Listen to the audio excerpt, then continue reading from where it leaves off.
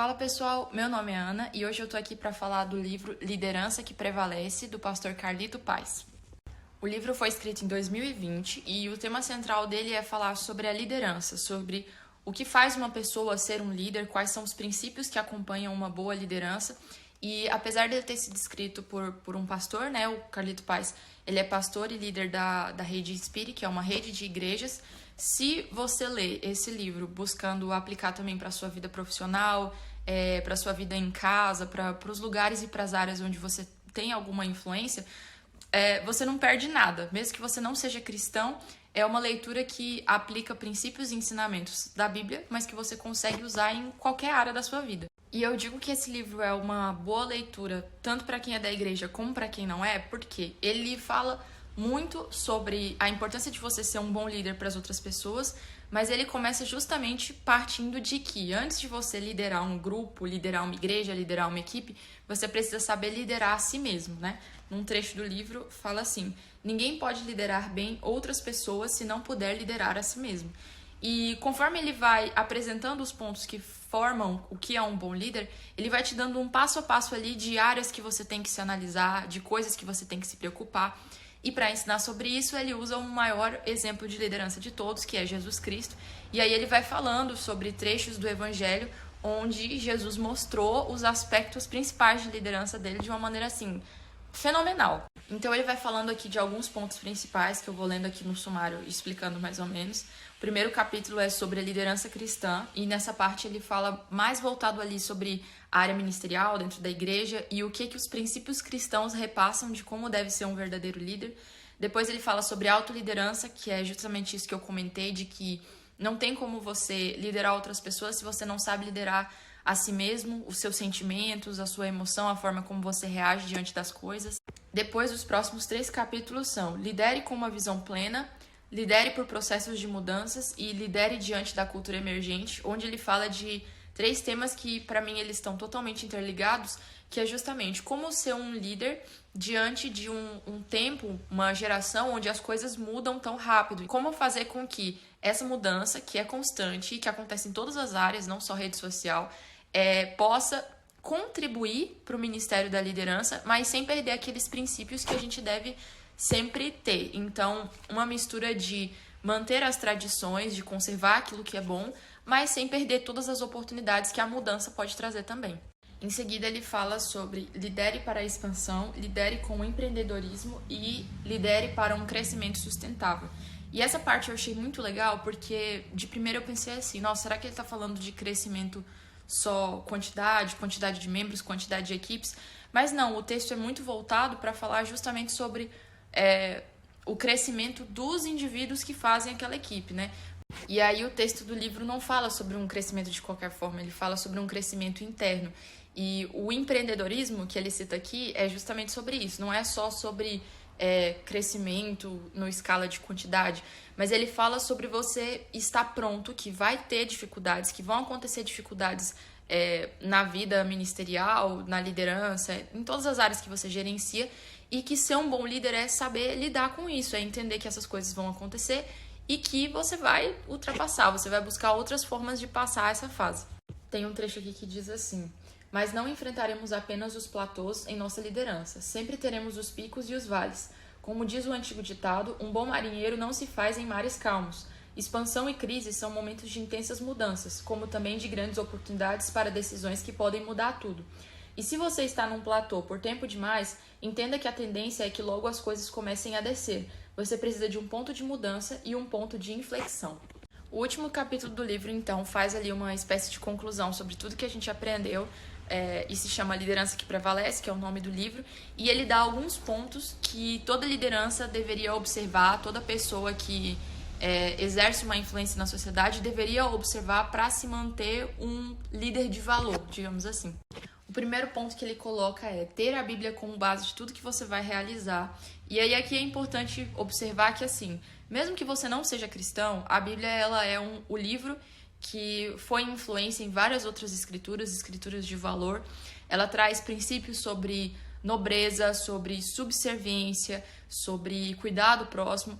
Ela traz exemplos de líder diferentes do que a gente às vezes vê no mundo, né? Que às vezes a liderança pro mundo, pelo que eu vejo, às vezes ela é uma pessoa que tem um poder de influência, mas que não necessariamente está preocupado com as pessoas que ela está liderando. Então, é muito comum que, às vezes, pessoas que se tornam líderes diante da sociedade foram só pessoas famosas ou pessoas que tinham um talento, que colocou elas em evidência, e de repente elas estavam lá sendo um poder de influência muito grande. E isso não é ser líder, apesar de que elas influenciam como líderes. Porque o líder, ele tem justamente o diferencial de se preocupar com as pessoas que ele está liderando, né? Então, o líder sem uma equipe, ele simplesmente não é um líder, ele é só uma pessoa famosa. E aí, nesse momento, a gente percebe a diferença que é você ser um líder à luz da Bíblia. Porque a Bíblia traz uma visão de líder onde o maior exemplo é Jesus. E Jesus não foi um líder tirano, Jesus não foi um líder famosinho, Jesus não foi um líder que liderou porque era bonito, porque a Bíblia fala, né, que não havia nada na sua aparência que chamasse atenção. Jesus foi um líder por excelência. E um dos principais atos de liderança dele foi justamente se sacrificar em nosso lugar. E o líder, ele faz justamente isso. Ele tá ali no local de frente, ele tem o testemunho, ele tem um exemplo para liderar outras pessoas. E isso faz com que ele seja alguém que não só comanda, que dá ordem, mas que seja alguém que vai junto e que inspira as pessoas aí. E tudo isso, esses princípios de subserviência, de honra, de se sacrificar pelo outro, de estar na linha de frente, são princípios que a Bíblia apresenta. E por isso, se você é um líder, se você é um influenciador, eu recomendo você ler a Bíblia para conhecer mais sobre isso. Outro ponto que ele fala é sobre exercer com zelo o seu dom de liderança, né? Esse aqui eu achei maravilhoso, porque em muitos momentos eu vejo que algumas lideranças, elas se perdem no papel de que é ser um líder.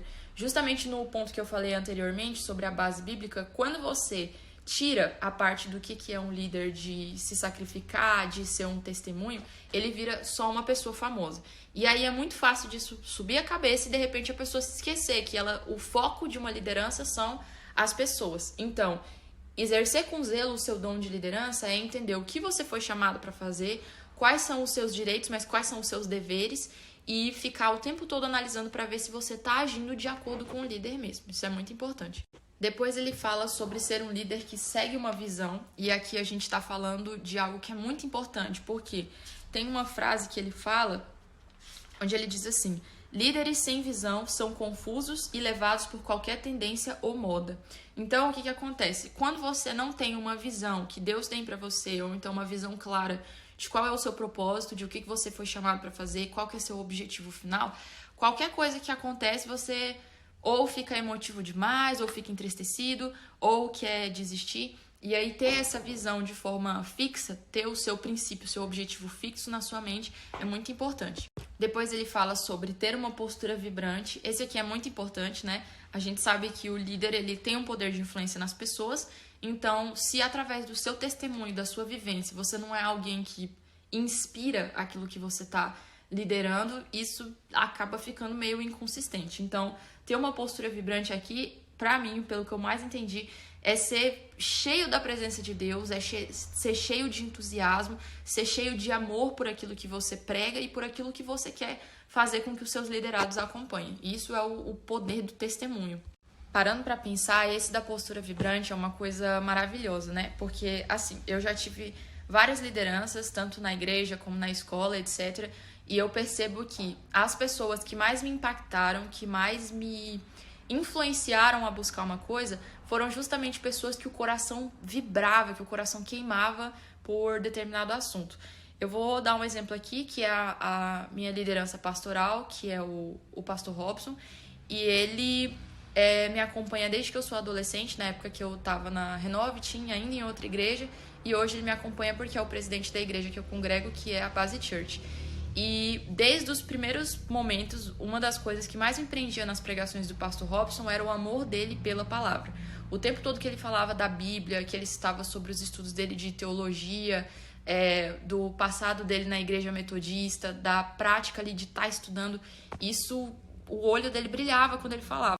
E aí isso é muito interessante, porque eu já amava a palavra, eu já tinha isso cultivado, minha mãe sempre me incentivou a estudar, eu sempre fui incentivada por pessoas próximas de mim a buscar a palavra, buscar os preceitos bíblicos, mas foi aquele brilho no olhar do pastor que fez com que eu quisesse cursar teologia, que fez com que eu começasse a ler livros que eu não entendia nada, para começar a me aprofundar. Quando eu decidi assim, não, isso que eu conheço sobre a Bíblia não é mais suficiente, eu quero buscar mais.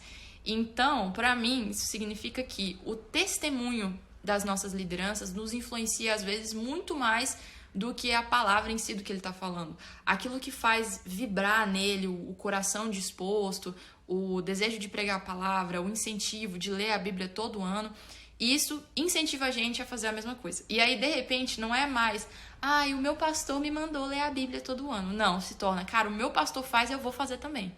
O próximo ponto é avalie-se com frequência. Esse aqui, pra mim, foi o que mais me pegou. Quando você tá numa postura de liderança ou então de influência, onde todo mundo tá prestando atenção no que você tá falando e tal, às vezes não, muito facilmente isso sobe na nossa cabeça.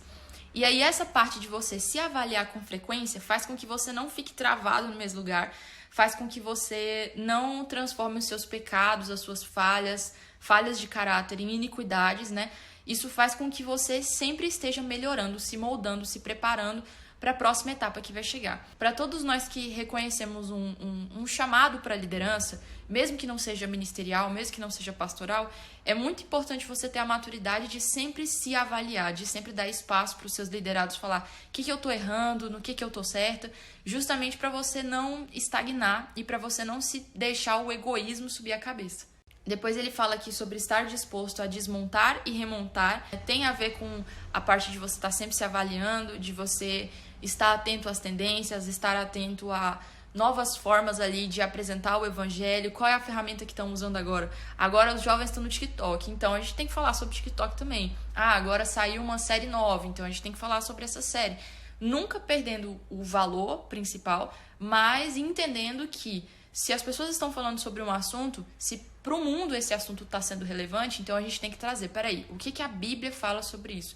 Vamos falar sobre isso também. Depois ele fala sobre praticar o perdão e a aceitação, e esse aqui eu acho que é um dos pontos principais do texto, porque ele fala sobre isso aqui, ó.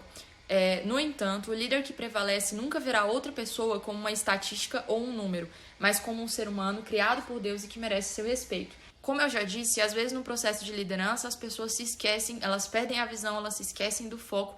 E a gente se esquece que o mais importante da liderança não é apresentar dados, apresentar resultados numa empresa, não é apresentar dinheiro, mas é que o resultado das pessoas que você está liderando seja bom.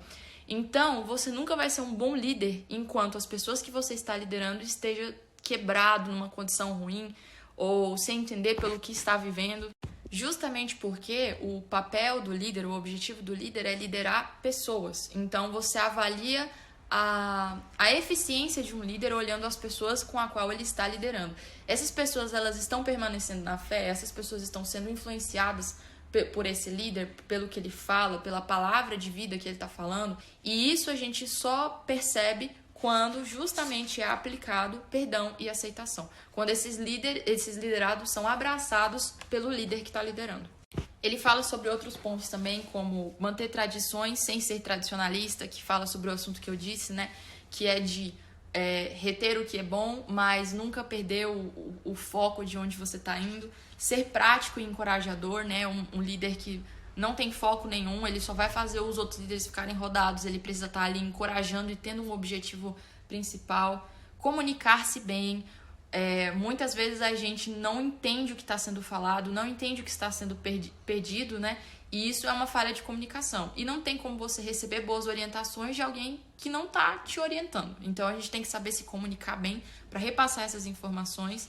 E o motivo final, ponto final, que é nunca desistir. E ele coloca esse como um ponto final, amarrando tudo que ele falou ao longo do livro todo.